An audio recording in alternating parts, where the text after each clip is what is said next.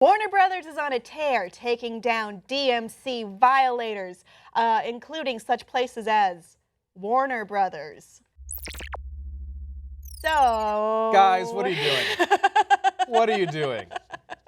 What's happening? In a very, let's say, egregious act to take down places that were maybe hosting illegal forms of whatever intellectual properties Warner Brothers owned, they have actually flagged their own sites through Google, including the official sites that they put up, and along with some legit ways of ingesting these content. Like, for instance, they took down the Amazon link to buy The Dark Knight. Amazon. Or that was their idea too. Luckily, Google had the foresight not to follow through with this. Yeah. And said, we're just going to leave that there. You're welcome.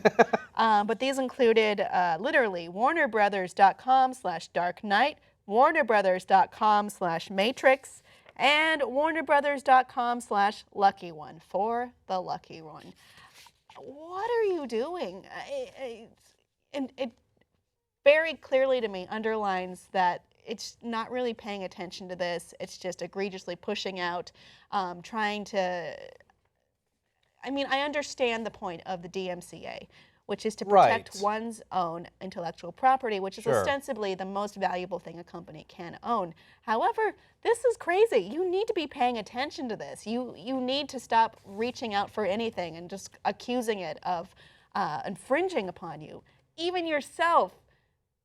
Idiots. It's an overzealous attitude combined with bad management. This is just bad management. It's embarrassing. Mm-hmm. It's absolutely embarrassing. It's too much, and it's too overreaching, and it's not. If the point of this law is to protect you and to be legitimate, this is such a crazy exercise of it and a misuse. Speaking of DMCA. A recent game was recently flagged by Nintendo, and that is No Mario's Sky. Love it. This is so cool. Look at that. This is a picture of what No Mario Sky was. I'm sorry, it's Zumba squished. Yeah. That is the specific scientific verb. It has a very similar idea to No Man's Sky, this is a procedurally generated world in which you would be able to explore, and yes, it does use Mario and Nintendo IPs. But they've decided to change, the devs of this game have changed it to DMCA Sky following Nintendo's legal threats. Nintendo is no stranger to this. Nintendo, while well-meaning, typically is the most quick to push down any perceived threats of their IPs through anywhere, YouTube. I mean, partially because they screwed up their own adaptations with things like the Mario Brothers films. This is like, well, if we can't get other versions of our stuff right, I think there's a little bit of like, if we can't figure out how to get other versions of our things right, we certainly can't let anyone else chance it or do better than us. You may also recall that Pokemon Uranium was also taking down another fan version of a Pokemon game, and the Metroid clone AM2R. As well. Like I said before, I understand the point of protecting one's own IP, but there becomes a point where you're going too far. You're stretching too far beyond your own reach, beyond what's fair, beyond what's reasonable.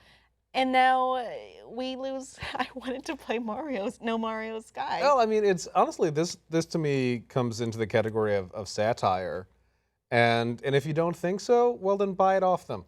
Well, I mean, what we do at this point, which is, the threat of legal arbitration, even if it's not really a fair thing to threaten with.